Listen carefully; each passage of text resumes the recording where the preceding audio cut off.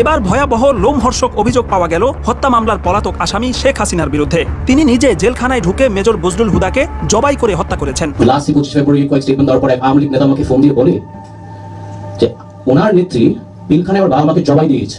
ভাইকে খুনি সিরিয়াল খুনি শেখ হাসিনা জেলখানায় ঢুকে 3 হাতে জবাই করে হত্যা করেছিল। আমার ভাইয়ের হত্যা বিচার চাই। মেজর হুদার শরীর চেপে ধরেছিল, আর হাসিনা মেজর হুদার বুকের উপর এক পা দিয়ে চেপে রেখেছিল, আর সেই হিন্দু জল্লাদ জবাই করেছিল। পিলখানা হত্যাকাণ্ডের পুনঃতদন্ত ও পরিকল্পনাকারী হিসেবে সাবেক প্রধানমন্ত্রী শেখ হাসিনার বিচার চায়। এবার ভয়াবহ লোমহর্ষক অভিযোগ পাওয়া গেল হত্যা মামলার পলাতক আসামি শেখ হাসিনার বিরুদ্ধে। তিনি নিজে জেলখানায় ঢুকে মেজর বজলুল হুদাকে জবাই করে হত্যা করেছেন। একজন ক্ষমতাসীন প্রধানমন্ত্রী কিভাবে রাতের আধারে জেলখানায় ঢুকে একজন ব্যক্তিকে জবাই করে হত্যা করতে পারে, এটি সবার কাছেই অবিশ্বাস্য ব্যাপার মনে হয়েছিল। যদিও এই কথাটি সেই 2010 সাল থেকেই বাতাসে ভেসে বেড়াচ্ছে।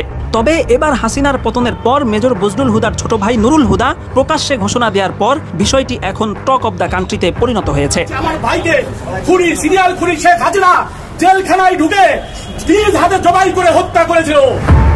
1975 সালের 15 আগস্ট যেসব সেনা কর্মকর্তা ধানমন্ডি 32 নম্বরে গিয়ে শেখ মুজিবুর রহমানকে হত্যা করেন, তাদের মধ্যে অন্যতম ছিলেন মেজর বজলুল হুদা, যিনি শেখ মুজিবুর রহমানকে সরাসরি গুলি করেছিলেন। এই অপরাধে 2010 সালের 28 জানুয়ারি মেজর বজলুল হুদা সহ কারাগারে থাকা 5 জন ব্যক্তির ফাঁসি কার্যকরের সিদ্ধান্ত নেওয়া হয়। অনলাইনে ছড়িয়ে পড়া ঘটনার একটি ধারা বর্ণনা থেকে জানা যায়, সেই রাতে ফাঁসি কার্যকরের কিছুক্ষণ আগে ঢাকা কেন্দ্রীয় কারাগার এবং আশপাশের এলাকায় বিদ্যুৎ চলে যায়। সে সময় দুটো কালো পাজেরো গাড়ি কারাগারে প্রবেশ করে, যার একটিতে ছিলেন স্বয়ং প্রধানমন্ত্রী শেখ হাসিনা। 5 জনের মধ্যে 4 জনকে মঞ্চে নিয়ে ফাঁসিতে ঝুলানো হলেও মেজর বজলুল হুদাকে সেখানে আনাই হয়নি। তাকে ভিন্ন একটি কক্ষে আটকে রাখা হয়। তিনি যেহেতু শেখ মুজিবকে সরাসরি গুলি করেছিলেন, এই কারণে তার কাছ থেকে শেখ হাসিনা সরাসরি প্রতিশোধ নিতেই মূলত কারাগারে হাজির হয়েছিলেন। ঘটনার বিবরণী থেকে জানা যায়, গরুকে জবাইয়ের সময় যেভাবে চেপে ধরা হয়, ঠিক সেভাবে 4 জন ব্যক্তি মেজর হুদাকে চেপে ধরে। এরপর শেখ হাসিনা তার বুকে পা রেখে জল্লাদকে ছুরি চালানোর আদেশ দেন। জবাইয়ের সময় মেজর বজলুল হুদার গলা থেকে ফিনকি দিয়ে যেই রক্ত ছিটকে বেরিয়েছে, তাতে শেখ হাসিনার পরনের শাড়িও কিছুটা রক্তাক্ত হয়েছিল। হত্যার পর মেজর বজলুল হুদার লাশ দাফনের জন্য নিজ এলাকায় পাঠানো হয়। সে সময় ধারণ করা ভিডিওতে তার গলার নিচে পরিষ্কারভাবে কাটার এবং সেলাইয়ের দাগ দেখা গেছে। সার্জারি বিশেষজ্ঞ বেশ কয়েকজন ডাক্তার ভিডিওটি দেখে মন্তব্য করেছেন, এটা কোনোভাবেই ফাঁসির কিংবা পোস্টমর্টেমের দাগ নয়, বরং এখানে পরিষ্কারভাবে সেলাই করা হয়েছে, সেটা বোঝাই যাচ্ছে। তাদের এই মূল্যায়নের সাথে জবাই সংক্রান্ত সেই বিখ্যাত লেখা এবং বজলুল হুদার ছোট ভাই নুরুল হুদার বক্তব্য মিলে যায় যে মেজর বজলুল হুদাকে ফাঁসিতে নয়, বরং জবাই করে হত্যা করা হয়েছে এবং এতে শেখ হাসিনা সরাসরি যুক্ত ছিলেন। বিশ্লেষকরা বলছেন, বিভিন্ন দিক থেকে উঠে আসা এসব দাবি ও তথ্য প্রমাণ যদি সত্য হয়, তাহলে শেখ হাসিনা ক্ষমার অযোগ্য অপরাধ করেছেন, যা আন্তর্জাতিক আইনেও ভয়াবহ পর্যায়ের মানবতা বিরোধী অপরাধ। এমতাবস্থায় বিভিন্ন মহল থেকে মেজর বজলুল হুদার মৃত্যুর বিষয়ে বিচার বিভাগীয় তদন্ত দাবি করা হচ্ছে এবং তদন্তে সেই ঘটনা সত্য প্রমাণিত হলে শেখ হাসিনাকে দেশে ফিরিয়ে সর্বোচ্চ শাস্তির মুখোমুখি করারও দাবি জানিয়েছেন সামাজিক মাধ্যমের অজস্র মানুষ। ভাইকে খুনি সিরিয়াল খুনি শেখ হাসিনা জেলখানায় ঢুকে 3 হাতে জবাই করে হত্যা করেছিল। আমার ভাইয়ের হত্যা বিচার চাই। দর্শক, ফেসবুকে নাজমা সাইদ তার একটা পোস্ট থেকে আমি বলছি যে ঘটনা ঘটেছিল। এখানে বলা হচ্ছে, মেজর বজলুল হুদা, যিনি মুক্তিযুদ্ধের শুরুতে পাকিস্তান থেকে পালিয়ে এসে মুক্তিযুদ্ধে অংশগ্রহণ করেছিলেন। 1975 সালের 15ই আগস্ট যারা এই জাতিকে বাকশালী ও অত্যাচার থেকে মুক্তি দিয়েছিলেন, তাদেরই একজন মেজর বজলুল হুদা। প্রতিহিংসায় উন্মাদ সদ্য পালিয়ে যাওয়া স্বৈরাচারিণীর পকেট আদালতের রায়ে 28 জানুয়ারি 2010-এ মেজর অবসরপ্রাপ্ত বজলুল হুদা সহ মোট 5 জনের মৃত্যুদণ্ড কার্যকর করা হয়। 28 জানুয়ারি 2010 রাত 11:40 ঢাকা কেন্দ্রীয় কারাগারের আশেপাশের ও কারাগারের অভ্যন্তরের সব বিদ্যুৎ একযোগে চলে যায়। ঠিক তখন 2টা কালো টিলেন্ট গ্লাসের পাজেরো জিপ ঢোকে কারাগারের অভ্যন্তরে। এর একটা পাজরতে ছিলেন শেখ হাসিনা স্বয়ং। হাসিনা নিজে সেদিন ফাঁসির মঞ্চের সামনে উপস্থিত ছিল 4 জনের ফাঁসি নিজের চোখে দেখার জন্য। অনেক পত্রিকায় আসছিল যে 2টা ফাঁসির মঞ্চে 2 জন করে ফাঁসি দেওয়া হয়েছিল এবং মেজর বজলুল হুদাকে প্রথম ফাঁসি দেওয়া হয়েছিল। আসলে জাতির শ্রেষ্ঠ সন্তান দেশপ্রেমিক সেনা কর্মকর্তা মেজর বজলুল হুদাকে ফাঁসির মঞ্চেই নেওয়া হয়নি। মেজর হুদাকে প্রশাসনিক ভবনের একটি রুমে রাখা হয়েছিল। 2 জন করে 4 জনের ফাঁসির কাজ সমাপ্তির পর হাসিনা যায় মেজর বজলুল হুদার সেই রুমে। সেখানে আগে থেকেই উপস্থিত ছিল কাশিমপুর থেকে আনা হিন্দু জল্লাদ। যেভাবে কোরবানির গরু জবাই করা হয়, ঠিক একইভাবে 4 জন মেজর হুদার শরীর চেপে ধরেছিল, আর হাসিনা মেজর হুদার বুকের উপর এক পা দিয়ে চেপে রেখেছিল, আর সেই হিন্দু জল্লাদ জবাই করেছিল। প্রত্যক্ষদর্শীর বর্ণনা থেকে জানতে পারি, জবাইয়ের সময় কিছু রক্ত ফিনকি দিয়ে হাসিনার শাড়ির বেশ কিছু অংশ ভিজে যায়। হুদার লাশ পরের দিন 10টায় আলমডাঙ্গার হাটবলিয়া গ্রামে তার নিজ বাড়িতে নেওয়ার আগে কয়েক হাজার পুলিশ, বিডিআর ও র্যাব অবস্থান নিয়েছিল। লাশ নেওয়ার সাথে সাথেই র্যাবের ঊর্ধ্বতন কর্মকর্তারা 5 মিনিটের মধ্যে লাশ দাফনের জন্য চাপ দিতে থাকে তার পরিবারের সদস্যদের। কিন্তু পরিবারের সদস্যরা ও উপস্থিত মানুষের চাপের মুখে র্যাব কর্মকর্তারা পিছু হটে। কফিন খোলার পরে দেখা যায় লাশ অর্ধেক ডুবে আছে রক্তের মধ্যে। আবার গোসল করানোর জন্য লাশ নামানোর পর দেখা যায় মেজর হুদার গলা কাটা, যা জাল বোনার মোটা সুতা দিয়ে সেলাই করা। অর্থাৎ গলা কাটা, তারপরে জাল বোনার মোটা সুতা দিয়ে সেটা আবার সেলাই করা হয়েছে।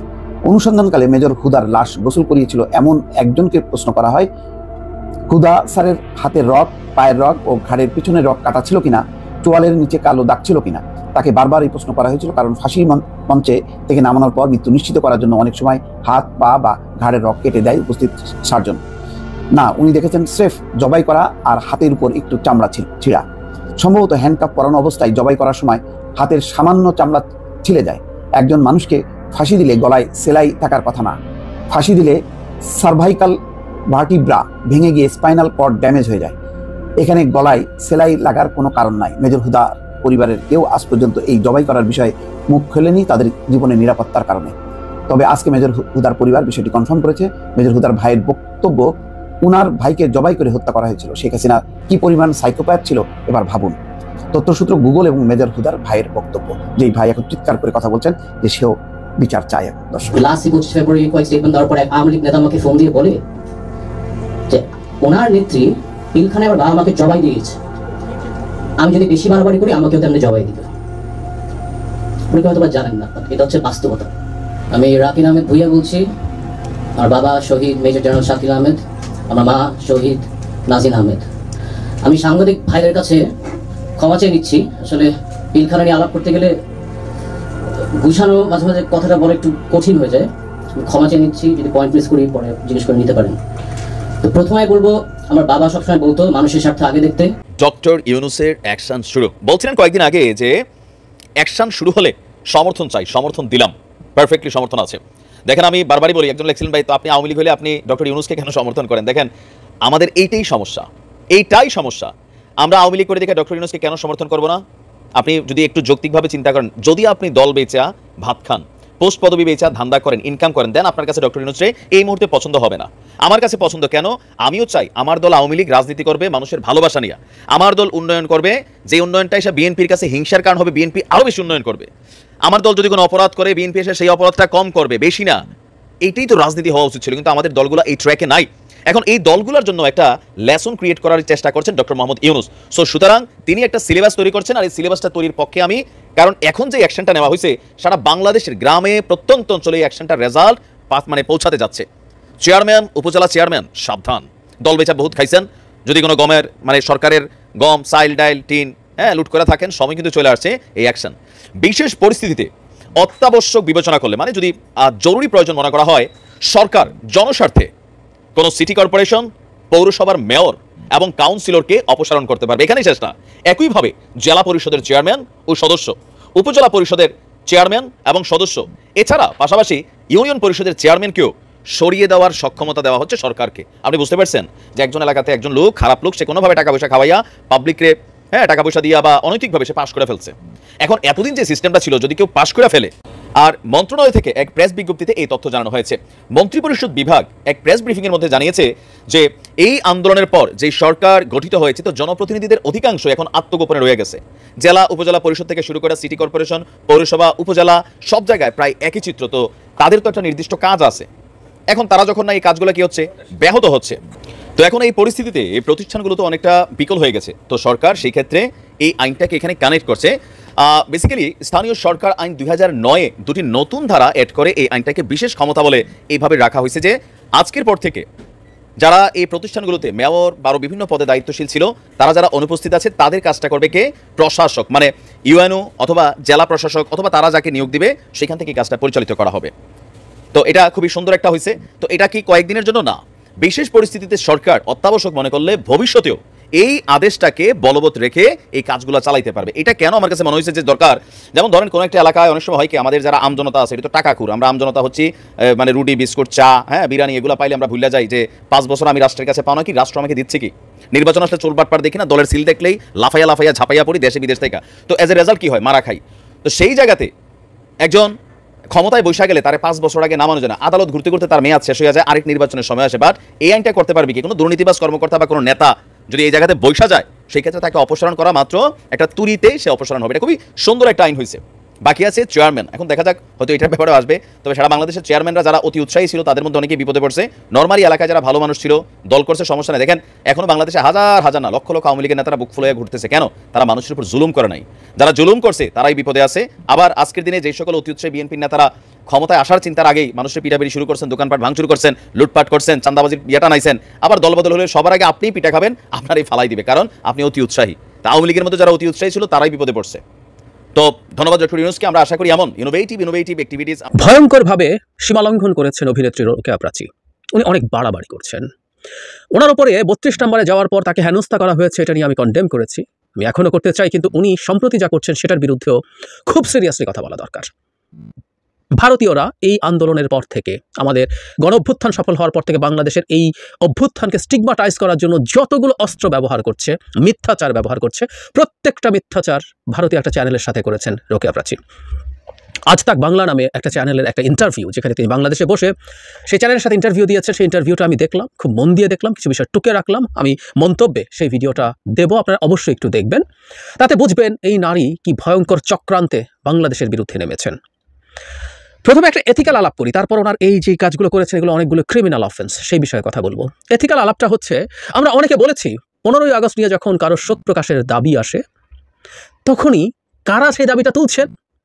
এত বছর আগে ঘটা একটা ঘটনা নিয়ে আমি কোট করতে চাই, আমি আগেও একদিন বলেছি, আব্দুল গাফফার চৌধুরী তার একটা কলামে লিখেছিলেন, খুব ক্লিয়ারলি লিখেছিলেন যে এত বছর পর আর শোকের দিন হিসেবে এটা পালন করা উচিত, এটা স্মরণের দিন হওয়া উচিত। তারপরও কেউ শোক করতে চান, করুন, কিন্তু আপনি বাংলাদেশের শত শত মানুষকে গুলি করে হত্যা করেছে হাসিনার রেজিম, হাজার হাজার মানুষ আহত হয়েছে, অন্ধ হয়েছে, এখনো চিকিৎসা নিচ্ছে। গতকালও একজন মারা গেছে এতদিন ধরে আহত থেকে, লড়াই করতে করতে। সেই শোক নিয়ে, সেই বিভৎসতা নিয়ে, সেই বর্বরতা নিয়ে টু শব্দ না করে আপনি বহু বহু বহু বছর, দশক আগে ঘটা একটা ঘটনা নিয়ে আপনি বিরাট শোকে আচ্ছন্ন হয়ে আছেন, এটা নৈতিকভাবে গায়ে লাগে। তাই অনেকে রাইটলি এই আলাপ করেছেন। এই শোকটাকে মনেই হয় যে আপনি আসলে কোনো একটা কিছু ফ্রেম করতে চাইছেন, এবং ওটা লাগে আর এটা লাগে না। আপনি আদতে মানুষ কিনা সেই প্রশ্ন আসলে আসি। সো এটা নৈতিকতার প্রশ্ন, এটা লিগাল ইস্যুস না। লিগাল জায়গা থেকে কথা বলি, সেটা হচ্ছে এই কারণে উনি যদি শোক প্রকাশ করতে যান, তার উপরে যখন হেনস্থা হয়েছে, সেটার প্রতিবাদ আমি করেছি, সেটা আমরা কোনোভাবেই হতে দিতে চাই না, কোনোভাবেই হতে দিতে চাই না। কিন্তু ওনার সাম্প্রতিক যে বক্তব্য, তাতে মনে হয় উনি আসলে একটা নাটকই করতে গিয়েছিলেন, এবং ওখানে যা হয়েছে আমরা যথেষ্ট তথ্য জানি না, ওনার কথাটাকে আমরা সত্য ধরে নেই বা নিয়েছিলাম, সেই ঘটনা আদতে ঘটেছে কিনা সেই প্রশ্ন আমরা এখন তুলতে পারি। কারণ উনি একটা ডিসইনফরমেশন ছড়াচ্ছেন অনেকগুলো, এই আমাদের গণঅভ্যুত্থানকে প্রশ্নবিদ্ধ করার জন্য। উনি ওখানে সাক্ষাৎকারে নানান রকম অভিযোগ এনেছেন, এবং সেখানে যে অ্যাঙ্কার এমন সব অভিযোগ করছেন, ওখানে নাকি নারীদের বিবস্ত্র করে দেওয়া হয়েছে 32 নম্বরে। যদিও রোকেয়া প্রাচী বলেছেন একজন বয়স্ক মানুষকে, নারীদের কথা বলা হয়নি, কিন্তু উনি বলছেন নারীদের গায়ে হাত দেওয়া হয়েছে। রোকেয়া প্রাচী বলছেন আমরা কোথাও সেটা দেখিনি। 32 নম্বরে মোবাইল চেক করা হয়েছে, কিছু মানুষের উপর হামলা করা হয়েছে। আমি খুব স্ট্রংলি কন্ডেম করেছি এগুলো, আমরা এগুলো হতে দিতে চাই না। এবং খুব ইন্টারেস্টিংলি এটাই হলো একটা সভ্য গণতান্ত্রিক মানসিকতা। বৈষম্য বিরোধী যে ছাত্র আন্দোলন, তারা সেটাকে ডিনাউন্স করেছে, এবং তারা মনে করে এই ধরনের ঘটনা ঘটতে পারে না, তারা পুনরাবৃত্তি হতে দেবে না। অসাধারণ। এটা আওয়ামী লীগের মতো না, হয়নি, ঘটেনি। ক্যামেরার সামনে সাইদকে গুলি করে মেরে ফেলা হলো, সে পুলিশের গুলিতে মারা গেছে কিনা, পুলিশের তদন্তের কথা বলছি না, নাইমুল ইসলাম খান, সেলিম মাহমুদ, এরাও শেষ দিন পর্যন্ত টিভিতে এসে সেটা নিয়ে প্রশ্ন তুলছেন। বা এই যে এত মানুষ মারা গেল, কোনো টু শব্দ নাই। যাই হোক, এই যে বলা হচ্ছে নারীদের গায়ে হাত দেওয়া হয়েছে, মানে হাত দেওয়া বলতে আমরা বুঝতে পারি ব্যাড টাচের কথা বলা হচ্ছে, এক ধরনের সেক্সুয়াল হ্যারাসমেন্টের কথা, এই অভিযোগ আমরা দেখিনি। এগুলো মিথ্যাচার রোকেয়া প্রাচীর। খেয়াল করি আমরা খুব ইন্টারেস্টিংলি, রোকেয়া প্রাচী বলছেন ঢাকা শহরে, ওনার বাক্যটা এরকম, সারা ঢাকা শহরের প্রতিটি বাড়িতে বাড়িতে লুটতরাজ হয়েছে। উনি বলছেন 5 থেকে 10% সর্বোচ্চ হতে পারে বাড়ির লোকজন বাইরে এসে পাহারা দিয়ে রাখতে পেরেছে, তার মানে 90% কমপক্ষে বাড়িতে লুটতরাজ হয়েছে বলে রোকেয়া প্রাচী বলছেন। আমরা খেয়াল করি এই রকম একটা বিভৎস মিথ্যা অভিযোগ তিনি আনছেন। আমরা এই আলাপটা করছি অনেকে, এটা নিয়ে আলাদা করে হয়তো কথা বলবো। সারা দেশে 7 দিন কোনো ল অ্যান্ড অর্ডার ছিল না, ল এনফোর্সিং কোনো বাহিনী কাজ করে, প্রথম 3-4 দিন তো একেবারেই না। আমার মন ভরে গেছে। আমাদের নিশ্চয়ই অনেক খারাপ কিছু ঘটনা ঘটেছে, কিন্তু আমার মন ভরে গেছে এই দেশের মানুষ ইভেন উন্নত দেশগুলোর সাথে কম্পেয়ার করলেও তেমন কিছুই করে নাই, তেমন কিছুই হয় নাই। আসলে ঢাকা শহরে কয়টা বাড়িতে ডাকাতি হয়েছে আমরা স্পেসিফিকলি তথ্য খুঁজে পাওয়ার চেষ্টা হয়েছে, সংখ্যায় গোনা যাবে, আঙ্গুলে গোনা যাবে, 2, 4, 5, 10। অথচ 90% বাড়িতে রোকেয়া প্রাচীর কথা মতে ডাকাতি হয়েছে। অবস্থা এতটাই খারাপ, মানে উনি দেখাতে চাইছেন বাংলাদেশের এখন কি পরিস্থিতি। হিন্দু সম্প্রদায়ের উপরে নাকি ওয়াইড স্প্রেড বাড়িতে মন্দিরে ভাঙচুর হয়েছে, প্রচুর অকথ্য অত্যাচার হয়েছে, এবং অত্যাচার এতই ব্যাপক হয়েছে যে তারা রাস্তায় নেমে এসেছে। আমি একটা তথ্য বলি, এই তথ্যগুলো নিয়েও ডেইলি স্টার একটা তথ্য দিয়েছে, সেই তথ্য পরে আরেকটা পত্রিকা ভেরিফাই করে দেখেছে এগুলো প্রসত্য নাকি। ডেইলি স্টারের সংখ্যাটাও 205টা জায়গায় এই ঘটনা ঘটেছে। আমরা বহুদিন একটা কথা বলার চেষ্টা করেছি এবং এটা ওয়াইডলি অ্যাকসেপ্টেড যে আমরা মনে করি আসলে হিন্দু সম্প্রদায়ও এই ব্যাপারটা নিয়ে কথা বলেছেন। সেটা হলো মূলত আওয়ামী লীগের উপরে হামলা করতে গিয়ে এই ঘটনাগুলো ঘটেছে এবং সেটা হিন্দু সম্প্রদায়ের উপরে হয়েছে। ওই অর্থে 2-1টা জায়গায় সম্পদ বা চুরি টুরি এই ধরনের কারণে হয়েছে। 2-1টা মন্দিরে চেষ্টা হয়েছিল, এবার অনেকগুলো মুসলিমরা পাহারা দিয়ে রুখে দিয়েছে। সো বাংলাদেশে ওয়াইড স্প্রেড হিন্দু, সবচেয়ে ভয়ঙ্কর যে কার্ডটা ভারত খেলতে চাইছে সেটাতেও মিথ্যাচার করছেন রোকেয়া প্রাচী। এতই বিভৎস টর্চার হয়েছে যে তারা রাস্তায় নেমে আসতে বাধ্য হয়েছেন। আটাল্লি মিথ্যা কথা, এবং এটা একটা ভয়ঙ্কর অফেন্স। উনি বলছেন, তখন ওনাকে একটা পর্যায়ে জিজ্ঞেস করা হচ্ছে নতুন স্বাধীনতা বলা হচ্ছে, এবং বলা হচ্ছে তাহলে কি মুজিব কিছু করে নাই। মজার ব্যাপার, আমরা দ্বিতীয় স্বাধীনতা বলছি। তো 71-এ যা হয়েছে ওটাকে স্বাধীনতা স্বীকার না করলে দ্বিতীয় স্বাধীনতা তো আমরা বলতাম না, একেবারেই বলতাম না। সুতরাং দ্বিতীয় বলা মানেই ওটাকে অ্যাগ্রি করা। রোকেয়া প্রাচী এই স্বাধীনতাকে নিয়ে বলছেন, আবার উনি হিন্দু আনছেন। উনি বলছেন নতুন স্বাধীনতার মানে হচ্ছে এই বাংলায় হিন্দুরা থাকতে পারবে না, এই বাংলায় হিন্দুরা কথা বলতে পারবে না, আমরা কোনো কথা বলবো। আবার উনি হিন্দু, মানে হিন্দু যে কার্ড ভারত খেলতে চাচ্ছে, ওনার আসলে ডেলিবারেট প্ল্যান ছিল সেই কার্ডের পালে হাওয়া দেয়া। মানে নতুন স্বাধীনতায় হিন্দুরা এদেশে থাকতে পারবে না, হিন্দুরা কথা বলতে পারবে না। হয়েছে কি সেই পরিস্থিতি আসলে বাংলাদেশে? আমরা তো আছি। খুব মজার ব্যাপার, ডক্টর ইউনূস মোদির সাথে কথা বলার সময় বলেছিলেন যে আপনাদের সাংবাদিক পাঠান, লোক পাঠান। দেখেন কি হয়েছে। তাদের যদি সাহস থাকতো, ভারতীয় সাংবাদিকরা আসতো, ঘুরে দেখতো, কথা বলতো, দেখুক তারা। আমরা তো এই দেশে থাকি, দেখছি, এবং আমরা প্রতিটা ঘটনাকে ডিনাউন্সও করি। কিন্তু ওই যে বলছি বারবার, ঘটনা যা ঠিক তা বলা উচিত। ডিসইনফরমেশন মানে আপনি প্ল্যান করে মিথ্যাচার করছেন কোনো একটা ভেস্টেড ইন্টারেস্ট অর্জন করার জন্য। স্বাধীনতা মানে বলছেন আমরা যাকে তারা যদি চায় আমরা কাউকে মারতে পারবো, মারতে চাইলে মারতে পারবো, কারো বাড়ি ভাঙতে চাইলে ভাঙতে পারবো। এই স্বাধীনতা প্রাচী আপনি এখনো বঙ্গবন্ধু কন্যা মাননীয় শেখ হাসিনা বলেন। যাকে ইচ্ছে তাকে মারতে পারবো, যাকে ইচ্ছা তার বাড়ি ভেঙে দিতে পারবো, এগুলো হাসিনার কাজ ছিল। সীমা লঙ্ঘন এভাবেই হয় আসলে। এগুলো হাসিনার কাজ ছিল। হাসিনা যাকে ইচ্ছা তুলে নিয়ে মেরে ফেলেছে, বিচার বহির্ভূত হত্যাকাণ্ড, গুম করেছে, আয়না ঘরে আটকে রেখেছে, কাস্টাডিতে টর্চার করেছে, যেন তেন জাতা মামলা দিয়েছে, গায়েবী মামলা দিয়েছে। কি করে নাই, কি দেয়নি, ওটা ছিল তাদের স্বাধীনতা, শেখ হাসিনার স্বাধীনতা। হ্যাঁ, রোকেয়া প্রাচীরা তখন ভালোই ছিলেন, নিশ্চয়ই ভালোই ছিলেন। এই দেশের 1%, 2% মানুষের যে তালিকা আছে যারা বেনিফিটেড হবেন, তার তালিকায় ছিলেন তিনি ভালো ছিলেন, আমরা ছিলাম না। সুতরাং স্বাধীনতা এখন যে বলছেন না, বাংলাদেশে যে সময়টা খুবই অ্যানার্কিক একটা অবস্থান ছিল, ল অ্যান্ড অর্ডার সিস্টেম ছিল, এবং এটাও ইনফ্যাক্ট মানে রোকেয়া প্রাচীর মাননীয় শেখ হাসিনার জন্য হয়েছিল। পুলিশকে দানবে পরিণত করেছিল আপনার বঙ্গবন্ধু কন্যা শেখ হাসিনা, সেজন্য পুলিশকে পালাতে হয়েছে ফর গড সেক। এরশাদের পর তো পুলিশ পালায় নাই। আপনার শেখ হাসিনার শাসনের পর কেন পুলিশ পালিয়ে যায়? কি করিয়েছেন পুলিশকে দিয়ে আমরা জানি না। বর্বর অসভ্য দলীয় পেটোয়া বাহিনীতে পরিণত করেছেন তো, কেন পালায়? লিস্ট সেন্স থাকলে বুঝতেন। বোঝেন না তা না, আপনার ভেস্টেড ইন্টারেস্ট আছে। আপনি ইন্ডিয়ার সাথে নাটক করার জন্য আসলে এই ঘটনাগুলো এখন ঘটাচ্ছেন এবং ডিসইনফরমেশন করছেন। মুজিবের মূর্তি ভাঙা নিয়ে স্বীকার করতে চায় না স্বাধীনতা, তাই মুজিবের মূর্তি ভাঙছে, ইত্যাদি ইত্যাদি। আমার মনে হয় এগুলো এখন আলাদাভাবে আবার কথা বলবো। এই যে গণভবন ভেঙে ফেলেছে, 32 নম্বর জ্বালিয়ে দিয়েছে, this are symbols of Awami tyranny. এগুলো শেখ হাসিনাই পরিণত করেছিলেন। সুতরাং ওই রোষটা ওটার উপর দিয়ে গেছে। বাংলাদেশের ইতিহাসে মুজিবের যে জায়গা আছে, যতটুকু জায়গা আছে, ওটা আসলে এই মূর্তি ভাঙুক, 32 নম্বর জ্বালিয়ে দিক, ওটা যাবে না। আমরা এই চেষ্টা এবার এই দফা স্বাধীন বাংলাদেশে করব। একটা জেনুইন ইতিহাস লিখব। বাংলাদেশের স্বাধীনতার ইতিহাসে মুজিব অতি গুরুত্বপূর্ণ একটা নাম এবং সবচেয়ে বড় নাম বলে আমি বিশ্বাস করি। রিপিট করছি, তার যাবতীয় ঘটনা দেখে আমরা এই ইন্টারপ্রিটেশন করতে পারি উনি দেশের স্বাধীনতা চান। তারপরও উনি সবচেয়ে বড় নাম। দেয়ার আর মেনি আদার নেমস। সবাইকে আমরা তার প্রাপ্য জায়গাটা সেই ইতিহাসে দেব। কিন্তু এই ভাঙাটাকে আপনি ফ্রেম করছেন বিভৎসভাবে, যেটা ভারত করতে চেয়েছে, হুবহু তাই। উনি বলছেন উনি মুজিবের ওখানে গিয়ে 15 আগস্ট বা 14 আগস্ট গেছেন, উনি 32 নম্বরে গিয়ে হেনস্থার শিকার হয়েছেন, মারধরের মুখোমুখি হয়েছেন, ওনাকে মেরেই ফেলতে চেয়েছিল। এটা খুবই আপত্তিকর কথা। মিস প্রাচী, আপনাকে বলছি, যদি বাইরে চান্স এটা শোনেন, আপনাকে মেরে ফেলতে চাইলে আপনি বেঁচে ফিরে আসতে পারতেন না, বেঁচে ফিরে আসতে পারতেন না। কিন্তু আপনার উপরে যতটুকু হয়েছে, আমার প্রিভিয়াস ভিডিও আছে, দেখতে পারেন। I did denounce that. ওটুকু হতে পারে, আমি মনে করি, বিশ্বাস করি। আপনি অসভ্যতা করতে পারেন, কিন্তু এই স্বাধীন বাংলাদেশে আমরা অসভ্যতা করব না, করতে চাই না। যদি কোনো ভুল হয়ে থাকে সেটাকে অ্যাকসেপ্ট করা, সেটার জন্য অ্যাপোলোজাইজ করা, আমরা সেটা করতে চাই। কিন্তু আপনার অসভ্যতা থামছে না, আপনি বিভৎস অসভ্যতা চালিয়ে যাচ্ছেন। যে আপনাকে মেরে ফেলতে চেয়েছে এই কথা আপনি বলছেন কেন? কারণ আপনি চাইছেন এটাকে অনেক ফুলিয়ে ফাঁপিয়ে বড় করে প্রেজেন্ট করা ভারতের সামনে, এবং ভারত আপনার এই কথাগুলো বিভিন্ন জায়গায় স্প্রেড করবে আমাদের এই অভ্যুত্থানকে কোনো না কোনো ফর্মে প্রশ্নবিদ্ধ করার জন্য। এগুলো প্রত্যেকটা ভয়ঙ্কর অপরাধ আমি মনে করি, নৈতিক না, এটা একেবারে লিগালিও অপরাধ। আপনি মিথ্যাচার করছেন। দেশের ঢাকার সব বাড়িতে 9, 5 to 10% বাদ দিয়ে সব বাড়িতে ডাকাতি হয়েছে। হিন্দুদের উপরে এত অত্যাচার হয়েছে, সব জায়গায় মন্দির ভেঙে, বাড়ি ভেঙে শেষ করে দিয়েছে, যে তাদেরকে রাস্তায় নামতে হয়েছে। Is it? খুব ভয়ঙ্কর কাজ, খুব ভয়ঙ্কর হচ্ছে। আর আমি এটাও হয়তো সামনে একটা কথা বলতে চাই, যে আপনারা যখন যে সময়টা এই সরকারের সাথে ছিলেন, সেটাও আদতে আপনার একটা জাস্ট গণতান্ত্রিক চয়েস না, একটা মাফিয়ার সাথে থাকা ভালো কথা নয় কোনো বিবেচনায়, এবং এখনও চালাচ্ছেন তিনি সেটা। আপনি মিস প্রাচী খুবই অন্যায় করছেন, খুব বাড়াবাড়ি হচ্ছে। খুব প্রিয় দেশবাসী, শুরু থেকে শেষ পর্যন্ত যারা এই ভিডিওটি দেখেছেন সকলকে জানাই অসংখ্য ধন্যবাদ। যারা এরকম নিউজ ভিডিও পেতে পছন্দ করেন তারা অবশ্যই এই চ্যানেলটি সাবস্ক্রাইব করে পাশে থাকা বেল আইকনটি বাজিয়ে দিবেন। যারা এখনও এই ভিডিওটি শেয়ার করেননি, এই ভিডিওটি দ্রুত শেয়ার করে সকলকে দেখার সুযোগ করে দিন। আজকের মতন এই পর্যন্ত, দেখা হচ্ছে পরবর্তী কোনো ভিডিও নিয়ে, ইনশাল্লাহ।